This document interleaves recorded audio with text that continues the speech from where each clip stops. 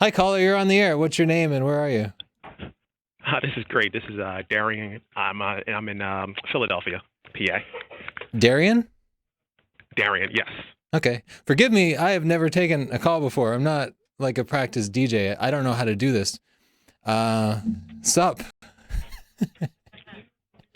This is great.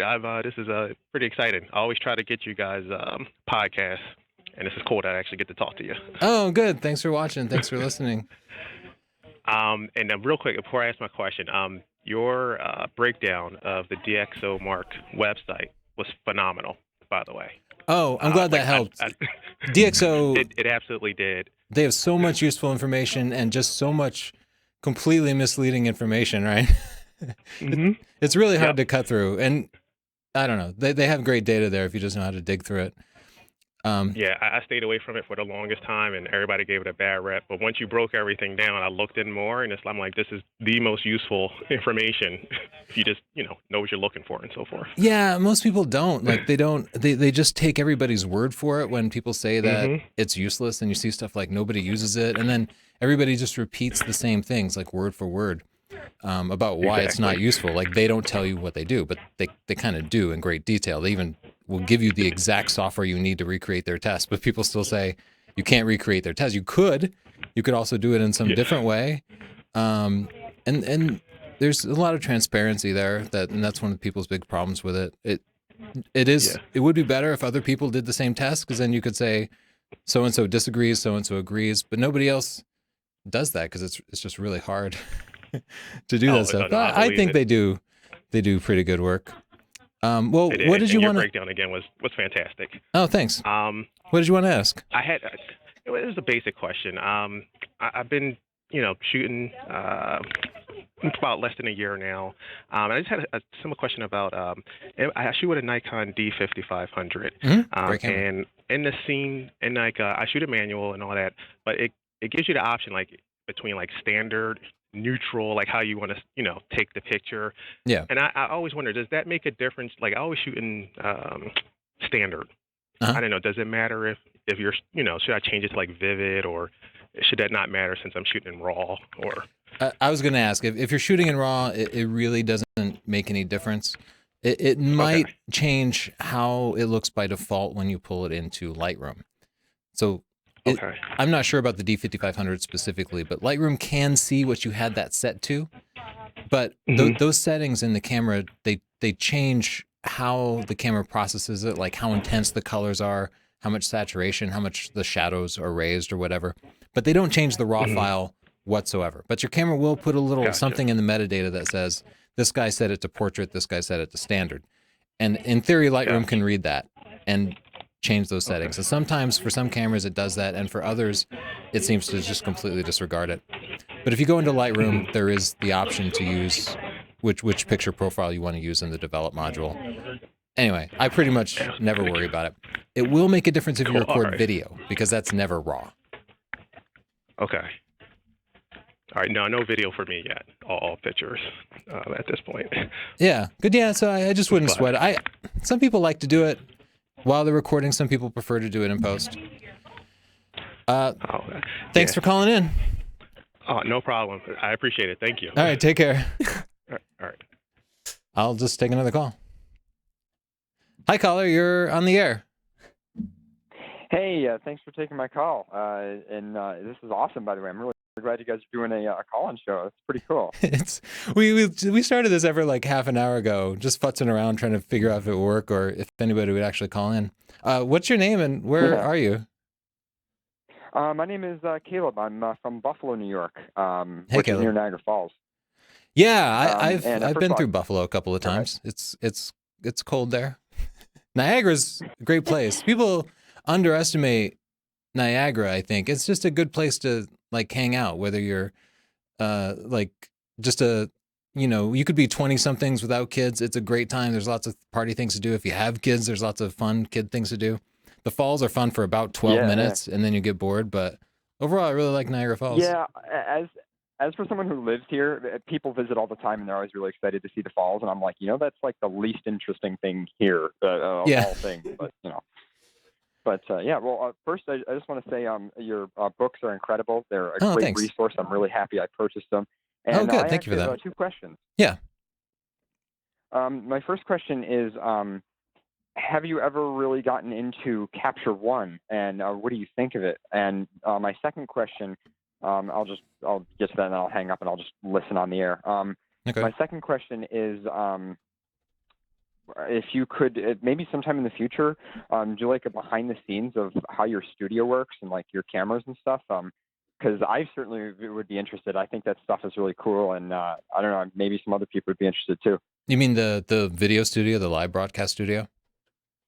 Yeah, the one you're using right now, actually. Yeah. Oh, yeah. Well, okay. We can do that in the future. I will say, check out the video that we did about the Ricoh 360 camera. Because we bring it in here and it's a 360 camera, so you do get a chance to kind of look around.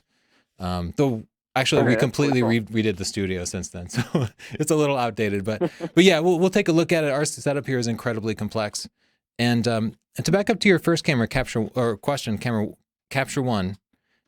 I've not switched over to that for my day-to-day image processing. I still use Lightroom, but in the studio, Capture One is vastly faster for tethering. So we use it in there, and it works fantastically. I will say Capture One is a very configurable app. So if you're the type who reads manuals and likes to spend a couple of days figuring out a new app, I think you can do a fantastic job with Capture One. But most people aren't like that. Most people just want to sit down and have something intuitive.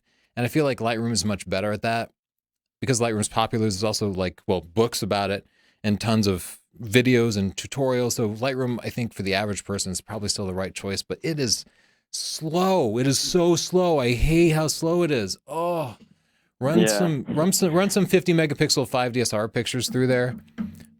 Like the other day, I took 400 pictures. I don't even want to try. It's even with the fastest computer you can buy, even with previews already rendered, it's like a good 5-6 seconds to just switch from one picture to the next. And when you have 400 pictures to go through, it does have some unique ICC profiles, like the way it handles camera profiles and stuff like that. Like your last call, you were talking about, like landscape mode versus standard and stuff. Yeah, I've noticed Capture One handles those differently than Lightroom. The actual raw processing is the same, but the ICC and I think it starts with a different default sharpness value too. So like I've noticed some people online will get tricked into thinking like, oh, Capture One looks better than Lightroom, and I don't really know if it's that it looks better. It's just it starts with different defaults. Yeah, what I've seen is you can pretty much get Lightroom and Capture One to the same place with the right processing. But yeah, a lot of people seem to like the defaults better. But you could change the defaults in Lightroom to anything, so that doesn't seem like a good argument. But the speed and usability seem like good arguments. But yeah, I have that planned. I'm going to do that soon because I hate Lightroom. I'm really sick of Lightroom. All right, thanks for calling in, Caleb. I see we got a bunch of calls here. So we actually have like tons of calls. Okay. So. Hi, caller. You're on the air. What's your name? Where are you? Hello? Hello? Hello? Yeah. Can you hear me? I can hear you. Where are you calling from? Oh, my God. My name's Ken. I'm calling from Los Angeles. Hey, Ken. Chelsea are world class. Oh, thanks. Chelsea's not here right now. She's upstairs. Our daughter's been sick with the flu, and she just didn't feel like being on the air. So we're just experimenting. Understood. Awesome. I love you guys' show. And thanks. Basic question.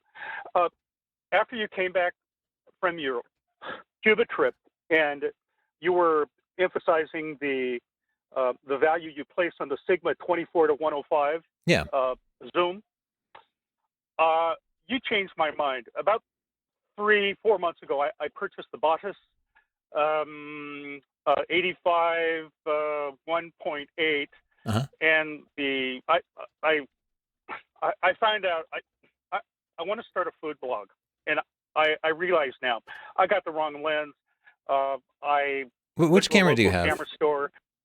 I don't have a camera. I'm waiting to get the Alpha 7 R2. Oh, okay. Yeah, that'll help the lens work a lot better. Yeah. Well, I went into this mode, thinking I'd need this lens. I think I got the wrong lens. Hearing you talk about the Sigma lens after your trip, you got me convinced that's more the lens of what I need for getting it close into food shots and the like. I like your competition with the hamburger shot that I saw recently. 2 thumbs up. Oh, So, thanks. yes, I went to the Sigma website, and they said that lens, the 24-105, is available. I think they said this, configurable for the Sony FE mount. Does that sound right? Oh, I'm just gonna really. I would love it if they made a Sony version of that. Well, that's what you said. You had the camera on your desktop between you and Chelsea, and you said, "Well, I use the Sony, and she used the other, and I use the Metabones adapter to the Sigma, 24-105." I'm going, "Oh, okay. Well,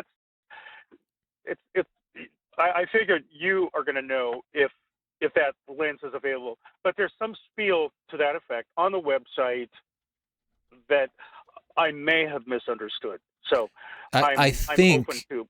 I think it's the Sony A mount. But let me just check their website. This is like Sony's old SLT cameras, right? Which you could also get an adapter for. Right. But yeah, I mean, that's a fantastic lens, and all the Sony zooms currently, the G Master lenses aren't out yet, but all the ones we've tested have been really unsharp, especially compared to this lens specifically. Like, did you see our comparison of the Sigma 24-105 to the Sony 28-135? Well, with the spoiler alert, the Sigma was vastly better. The Sony lens was so unsharp. Yeah, but was that the Sony F4? Yeah, the F4 lens. Yeah.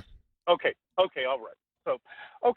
So anyway, I'm sure you got other callers. That's my dilemma. I'm probably going to put this bought this 85 on eBay or whatever. But clearly, I don't think this is the lens. I think. Let me get your final comment. Would the what a 25, the Bottas 25, be better for these close shots that I'm looking for? I would be a zooms guy for food photography. Really?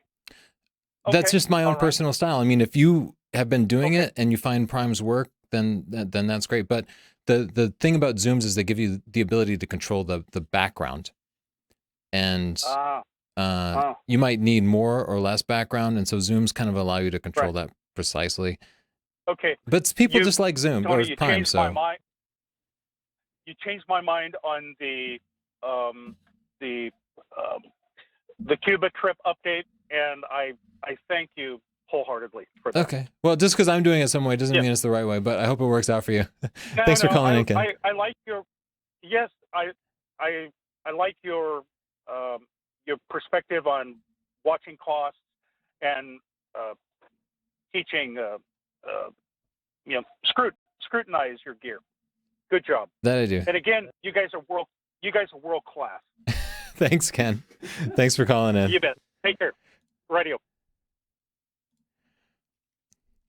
Hi, caller. You're on the air. Sorry for the long hold. Hey, am I on right now? You are. 510 area code. Awesome. Hey, yeah, this is Kyle Wolf. How are you doing, Tony? Kyle! Oh, hey, Kyle. I'm good. It's good to talk to you. It's so great to talk to you, too. I'm in the dentist waiting room office right now, so my appointment was supposed to happen like a minute ago or something, so I might just hang up randomly. Sorry. Okay. You're not just going to walk out of your dentist office? It kind of seems like you got to straighten out your priorities. Exactly. Well, I'm glad you called in. What's up? Yeah, thanks. I just wanted to ask, I saw you had tweeted out a while ago on your Cuba trip, having to use all of those Sony batteries to, keep up with the batteries draining so quickly. And I saw all of them were name brand except for one of them, and I think it was the Wasabi Power. how was that? How do the third-party batteries work? Because I have like 3 different name brand Sony ones, and they've all been fine, but I've always wondered about the cheaper ones. Do they They're have terrible. the same capacity? Do they work for you? No. Oh, yeah? Here's the thing. They will get great reviews on Amazon because they work well for, 4 to 6 weeks. And then that's the time period. People fire them up and they use them a couple of times and they write a review. But after a couple of months, the capacity goes to nothing. And sometimes they won't take a charge at all. Sometimes they'll work for 20 minutes and then just suddenly die. And it's just not worth it. So we've thrown away a couple already because they just frustrated us so much. Well, you can't really throw away those batteries. They're like a white elephant. But you have to like bring them to a special recycling center because they're lithium ion. But I can't stress heavily enough, don't get those cheap knockoff batteries. Okay, thanks. Yeah, I remember I got one. I have 2 of the ones straight from Sony on Amazon, and then there was another one on D&H that was like supposed to be made for some of the Hasselblad backs or something, but it's the same battery, and they sold it in the bulk packaging, so it was only like $25, and it's been exactly the same so far. And I think it is the same battery, it's just branded differently.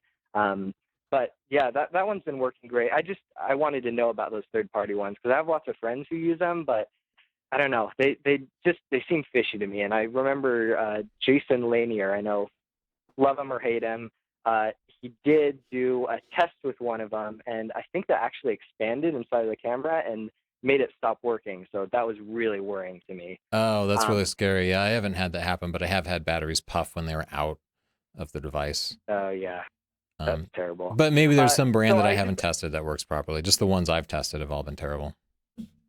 Yeah, there probably is one out there. So speaking of Sony, I know that you, just one more question. Sure. I know that you work with zooms a lot. Yeah. But I wanted to know, out of the very limited range of Sony lenses that are out right now, I wanted to know which primes are your favorites? And also, what do you think about the new the G Master 85? Do you think it's going to be as good as some of the other ones that are, comparable in price for other systems?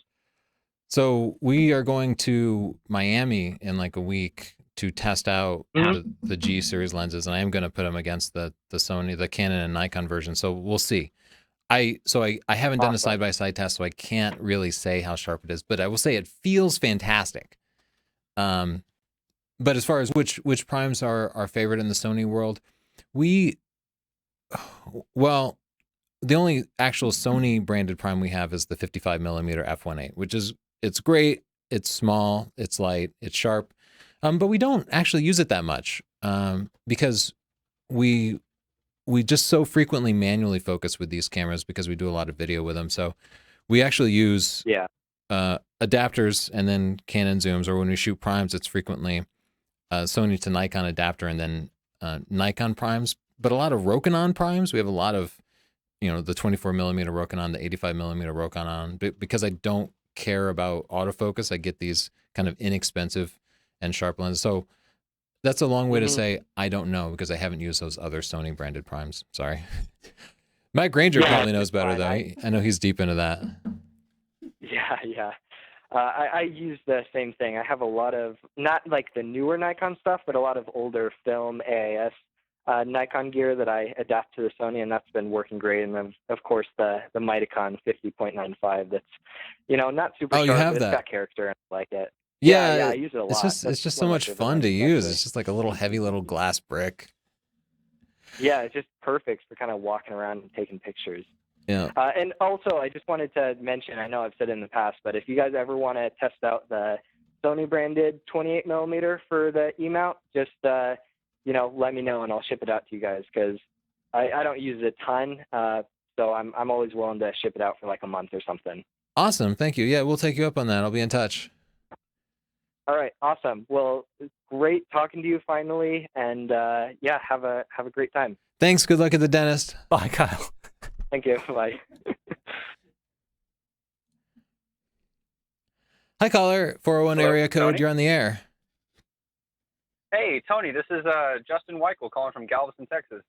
Hey, Justin. Not too far. Galveston was always the place that we would drive like 6 hours to get to the beach from Pflugerville. We'd end up going to Galveston. How's it going? Yeah, Oh, it's going pretty great. It actually, I'm sitting outside of my car while I'm still at work, so I have to kind of cut this short. Okay. I don't actually have a question. I just wanted to call and say thank you to you and Chelsea for all the different videos and stuff that you guys do. I just recently picked up photography a couple months ago, and I have an extremely short budget. So, I mean, I have a Canon PowerShot 530 HS, and I try to get out there and do the best I can, but I really appreciate the videos you guys do with different budgets. And you guys have never really talked down a certain camera or anything. You've never put people down if they couldn't afford everything. So I want to thank you guys. I mean, I picked up your books last week, and I've joined your Facebook group yesterday, and I've just been devouring everything you guys put out because I really do appreciate the stuff that you guys have done. Oh, good. Thanks for that. Yeah, that's really important to us because I don't think photography should be as art that only the rich can engage in. Anybody should be able to get into it. Thanks for calling in. I'll jump to the next caller. Absolutely. Thank you so much. Oh, I cut him off. Sorry about that. I'm still new to this whole call-in thing. Hi, caller. You're on the air. 602 area code. Hey. Hey, that's Phoenix. Phoenix represent.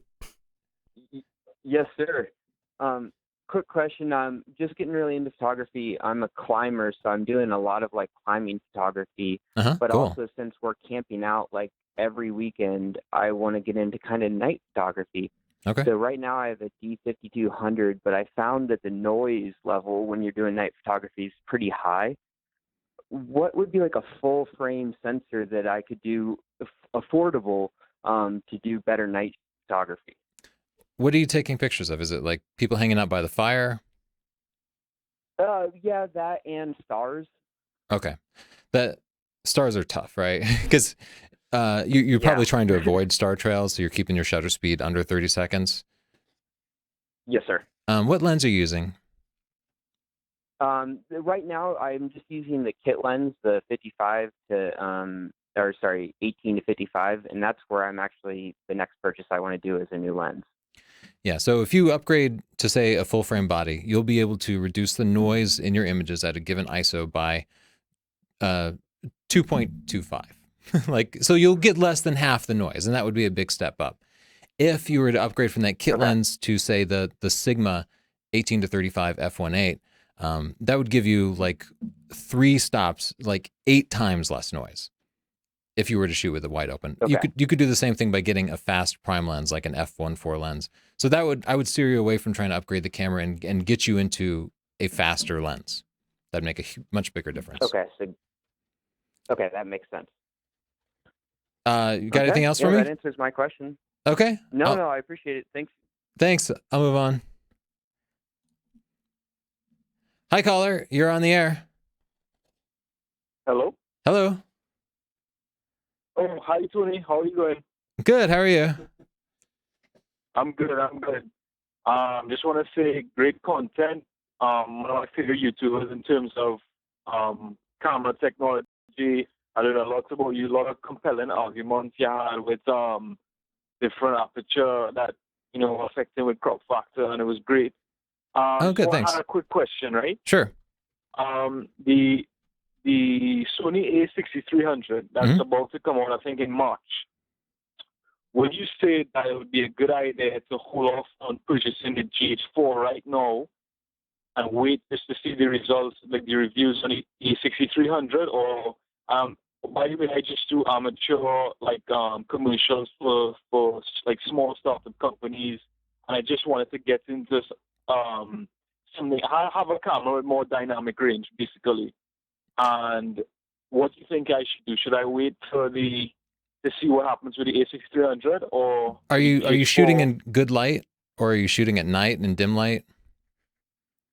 Well, what happened? A lot of scenes sometimes are in the day, and with the contrast of the sky, sometimes it's just blown out. So it's a lot of like day scenes, and the lighting is pretty good. Wait, you're shooting with a GH4 now?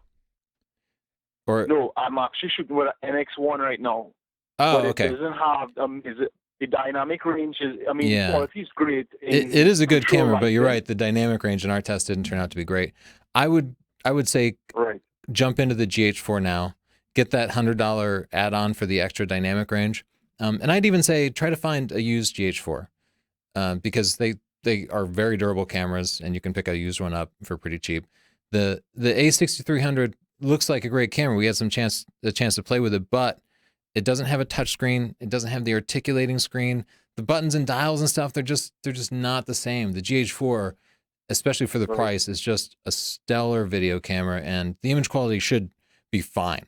And I don't know that the A6300 is going to have like S-Log or anything. So I think the GH4 is actually going to give you better dynamic range than it would anyway. So should be perfect for you.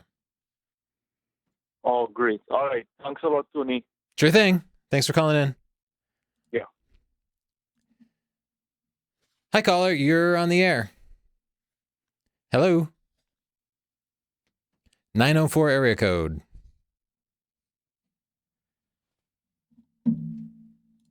Hi, caller. You're on the air.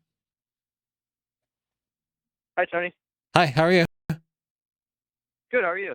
Good. Where are you calling from? Hey, I'm calling from Columbus, Ohio. I am a 16-year-old photographer who's been in it for about 2 or 3 years.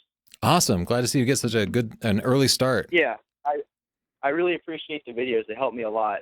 Oh, good. Thanks. Hey, so if you can make a suggestion for me, that would be awesome. Sure. So I photograph trains.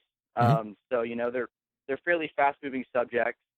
So I'll have to bump my shutter speed up pretty high, and I find myself in low light a lot of times. Early morning or late evening. Mm-hmm. So right now I'm shooting with a Canon T4i with the 18-135, and then I have the nifty 50-1.8 STM. Okay. So I'm looking to upgrade relatively soon. I know I'm thinking full frame, maybe a 6D, but I've heard rumors about the 6D Mark II. I'm not really sure what exactly I would need for that situation. Are you trying to upgrade to reduce the noise in the image or to get sharper pictures? Both, but more on the noise side. I'm going to make the same recommendation that I made just a few minutes ago. I'm going to recommend the Sigma 18-35 f1.8 if that focal length will work for you. Because if you upgrade to full frame, you'll get about 2.5 times less noise at the same ISO. But you can get like 8 times less noise if you upgrade to a faster f1.8 lens. Now, you have a 50 f1.8, so you kind of know the noise that you can get. But that 50 f1.8 is going to be really pretty unsharp because it's a full frame lens and you're putting it on an APS-C body. It also doesn't give you much flexibility for the focal length. So you get all that speed with the Sigma. It's an expensive lens. I think it's like $900 new, but it's probably still going to be cheaper for you than buying a full frame body. Sure, that makes sense. But the 6D Mark II, I don't know at some point, but Canon hasn't told me anything about it, and if they had, I wouldn't be able to tell you anyway. But at some point, it's due, right? That 6D is getting pretty old. Yeah. I'll also say if noise is a big deal too, the Nikon and Sony cameras tend to be just a little bit cleaner, but they're like 20% cleaner. So, like I said, upgrading that lens can give you like 800% cleaner images. That 20%, not that much relative to what you can get out of a fast lens. Okay. Thanks for calling in. Thank you very much. All right. Bye-bye. Hi, this is Tony. You're on the air. 559 area code. Hey, Tony, it's Dan in Central California. How are you? Good. How you doing, Dan? Not too bad. Good stuff you guys put out. Very informative about some of your books, too. Oh, awesome. Thanks. Yeah. A couple things.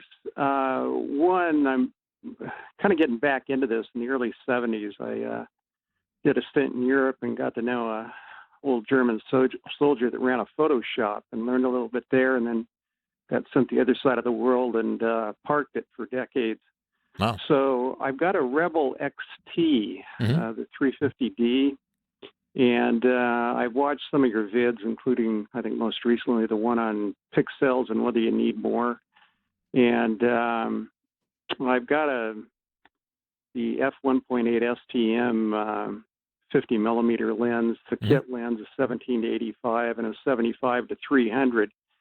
And I'm still a bit unclear. I went through the math you did on the pixels and all, and that's great. But I look at the pictures I've taken so far, and they look pretty good to me. But good enough then, my right? eyesight's not as good as it used to be either.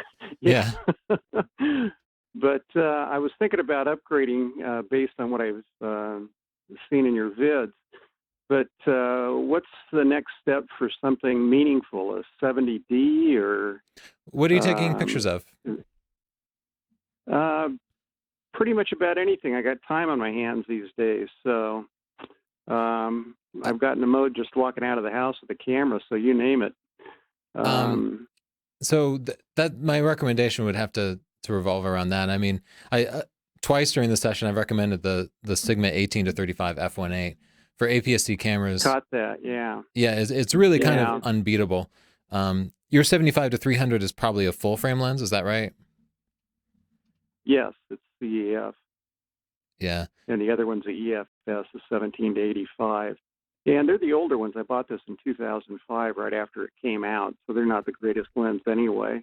Yeah, but the newer main similar thing I was lenses. looking for was picture quality. If I wanted to blow something up bigger than 8x10, so 70D improvement from upgrading to one of the more modern Canon APS-C cameras, like a 20% improvement, maybe a 30% improvement. You won't see a huge improvement. A lot of dough for 20%. So, right? Yeah. If you go to, like, you'll get other benefits. A 70D will focus way, way better. It has an articulating touchscreen. It shoots faster. It has a bigger buffer for action. But as far as the image quality goes, it's going to be an incremental improvement. If you jump up to full frame, you'll get 250% less noise. You'll get quite a bit better image quality. Also, the full frame lenses will just tend to be sharper, so you'll be getting more detail.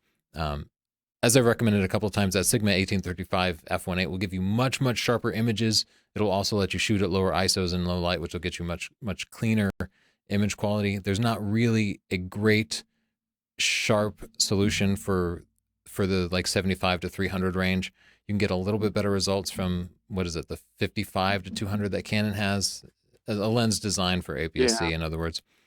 But unfortunately, right now, telephoto lenses for APS-C cameras, there really aren't any great sharp options. So like people who want that, I kind of tell them to go full frame, which gets pricey. But maybe just try out that Sigma 18 to 35. Yeah, it sounds like the way to go. So for my situation, going from 8 megapixels to 16 or 18 is probably not going to be that meaningful because I'm just a general photographer. You know what? I didn't remember that specific model of camera. I didn't know how far back you went. 8 megapixels. You might actually see a pretty good jump in detail by jumping up to like a 70D or I was just thinking of something because yeah, I can hear you laughing. It's okay, you got it. you might just want to wait like a day before you order that 70D, okay? Okay. Yeah.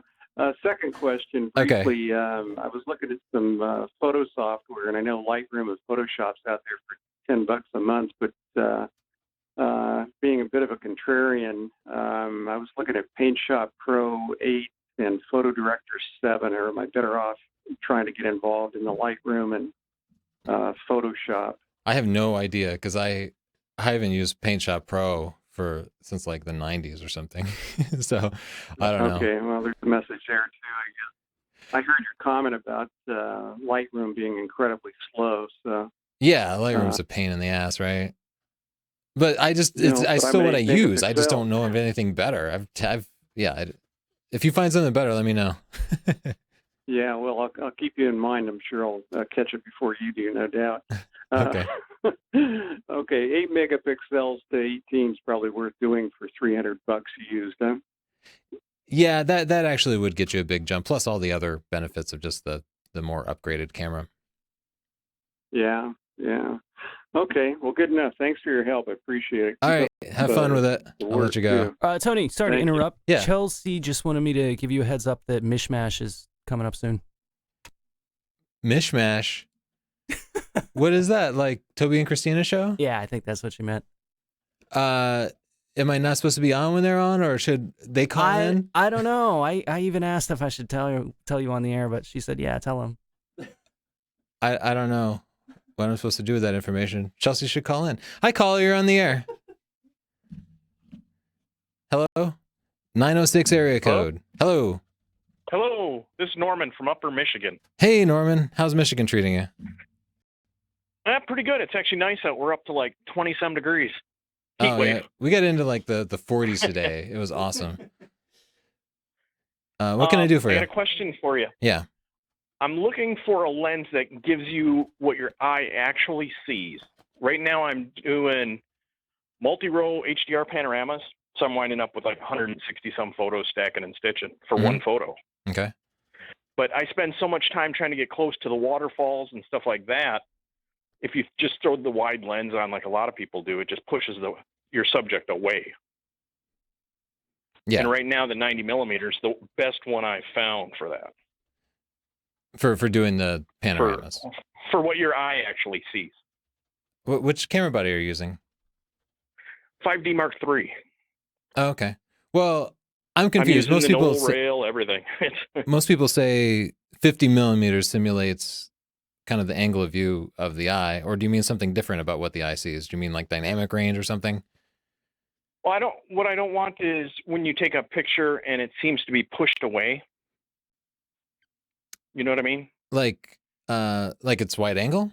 You know how when some people do like the panoramas, but they don't use the nodal roll, and you get that parallax where everything looks kind of long and widened out. I don't. That's what I'm trying to stay away from. I don't know that I do know that effect, and I do panoramas, but I'm not one of those like serious guys about it. Like I'll do panoramas, but I don't calculate the parallax or anything. I just kind of like pan it around and stitch it together. So I'm what the panorama people would consider to be a noob. I'm doing like 3 and 4 rows. Yeah, I'll do that too. I even have one of those big old gigapan heads. Oh, do you? Yeah. I'll do like 20 gigapixel things. Woods, though. You what? I'd hate to lug that into the woods, though. Yeah, no, those things suck to carry around, especially because you need just a big, heavy tripod to keep that thing steady.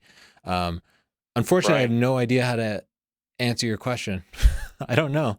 I mean, I don't understand. I guess I just don't understand the question. I'm sorry. Because, like most lenses will push your subject away from you. Justin, does that make sense? The lenses will push the subject away from you.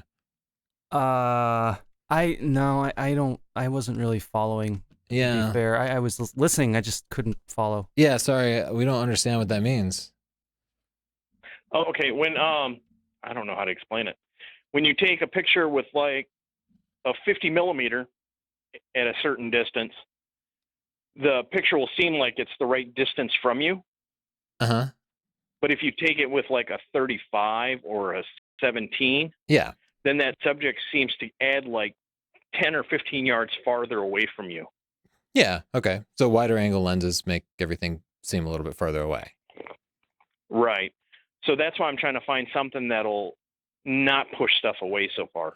Oh, so you're shooting with a 90 millimeter lens. 90 millimeter. But then like your effective focal length after you stack in, 40 pictures, your effective focal length might end up being 20 millimeters or something. Is that the case? Yeah. Okay. I guess you should just use a more telephoto lens or not take as many pictures. You're shooting panoramas just to get more detail? Yeah. Plus they're HDR. They're 7-stop HDR. Yeah. So you're capturing I got a lot of time on my hands. Yeah, I can imagine that would be slow. I don't know what to say. I guess just use a more telephoto lens if you want to capture that many things without going super wide angle. Okay, thanks. Okay. Hope I helped. Hi, caller. Thanks for waiting. 850 area code. Hello. Hello. Hi. My name's Kenny. I'm from Orlando, Florida. Hey, Kenny. How are you doing, Kenny? Yeah. I'm doing all right. Big fan of the show. Thanks. I had a question about taking pictures at aquariums because it's really dark. And my local one, they use like black lights and they have like yellows and reds and the glass is all smudged and I always get like reflections of myself and stuff like that. Yeah. And I was wondering what advice you had for doing aquarium stuff. Aquariums are definitely one of the most challenging situations you can be in. The light is low. Like you said, there can be really weird light in there. So my advice, get a fast lens. The 50 millimeter f1.8 seems to work really well. It's a good focal length for that kind of stuff. Don't use a polarizing filter. Get really close to the glass and make sure you're not catching any glare on the glass. Sometimes I'll wear a hat and I'll take my hat off and use it to block light that might be shining on the glass, but the closer you can get to the glass, the better. Use the slowest shutter speed you can and shoot that f1.8 wide open. And, the slowest shutter speed you can to freeze action. That will let your camera use the lowest ISO you can. Just use auto ISO. It's going to be high, but you don't really have any choice about it. And then just shoot lots and lots of pictures. You're not going to be capturing huge amounts of detail through glass anyway, so feel free to crank up that noise reduction to overcome some of the weird effects. And yeah, shoot raw, and that can help you later fix the color problems that you might experience. Okay. We do have a video about it in Chapter 8 of Stunning Digital Photography, specifically about shooting aquariums. Oh, okay. Yeah, I'll check that out. Thank you. I'll give you a cheat. If you look up the Sony A7 II review, you can see most of that content for free. Oh, okay. All right. Good luck with it. I don't know why I'm telling people not to buy the book. Thanks. All right. Thanks. Hi, caller. You're on the air. Thanks for waiting so long. Hello, 315 area code. Hey, how you doing? Hi, how are you? Good. What's your name? I am so excited. I'm excited too. Finally. What's your name? My name is Kevin. Hey, Kevin. Where are you calling from? Calls me Kevin. Everyone call me Kevin, but my real name is Bartholomew. So my photography name is Kevin, I guess. But okay, is that like you had a special Spanish name? I was Pablo. I didn't know photography had special names, but Kevin, Bartholomew, whichever. What's your question? Well, first of all, I just wanted to thank you so much for like your photography and like your amazing experience and things like that. I've been watching you guys for like such a long time, and I'm so inspired. And I'm like, glad. I wish I could afford like the book, but I'm too poor. And but anyway, right now I am using a Nikon D200, and I'm 16 years old, and I started photography when I was like 10 or whatever. Oh, I'm so jealous. I wish I could have started then. I would have been so much better now. Yeah. I didn't start till I was like 22. I'd be like a whole 12 years ahead if I'd started when you. Anyway, good work starting young. Glad somebody got you a good camera. Yeah, and I started my own business now, and a lot of people come to me to ask to do their senior picture, wedding, engagement, which is really shocking to me for this age. Yeah. But the question I have for today is someone asked me to fly to Kentucky to take their wedding photo. Awesome. Great opportunity. And also be their videographer, but I don't like do you have any advice for that, flying to another state to do someone's wedding? Because right now I'm in New York, obviously. Yeah, we've done that, and I mean, it was really adding the travel element to wedding photography made it really difficult for us, especially because we had jet lag and we were tired, and we actually bring a lot of gear to a wedding. I don't know how much gear you have, or it might not be that big of a deal to you. Little things like getting your batteries charged, you got to get all that kind of sorted out in the hotel room, and you need to plan ahead to bring every single thing you might need because you can't just run back and grab it. So what advice could I have that was specific to traveling for a wedding? You can't get to that spot ahead of time and plan things out.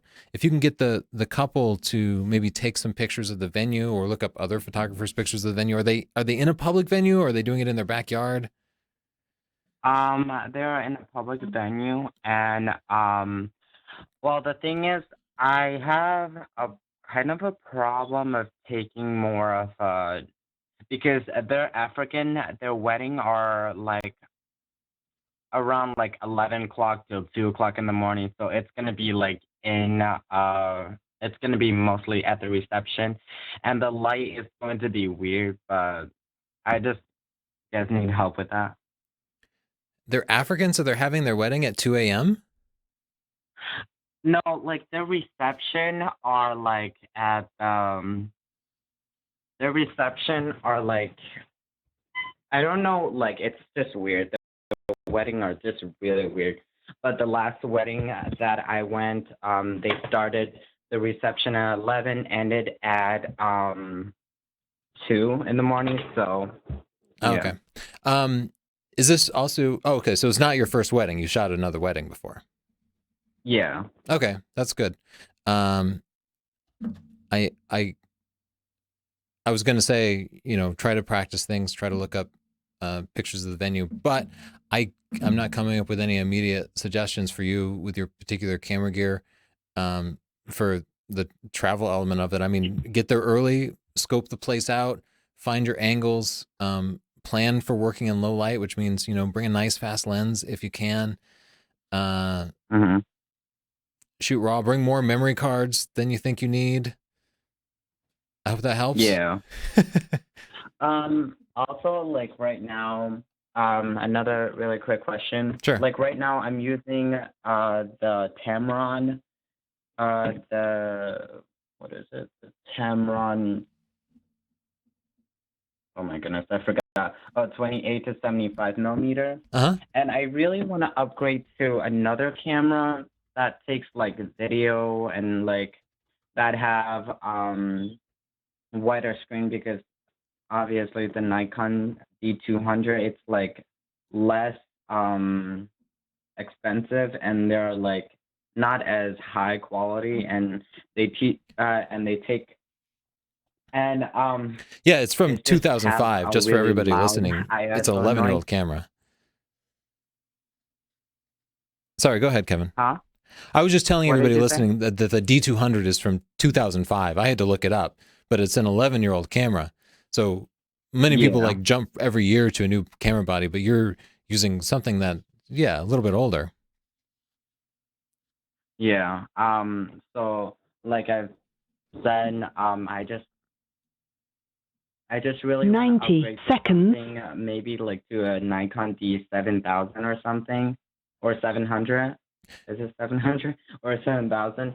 And I just thought that, like, do you have any suggestion for me to upgrade to the next camera, which I would that's be like very affordable, but like What's your budget? Nikon. I don't know. It's just like probably 60 like seconds. less than 500, I guess. I don't know. $500. Yeah. You could check out like a used D5300. I think that might be the sweet spot for you, or a used D3200 or 3300. That should get you vastly better image quality, better focusing, video capabilities, and especially if you shop around a little bit, it should be in your budget.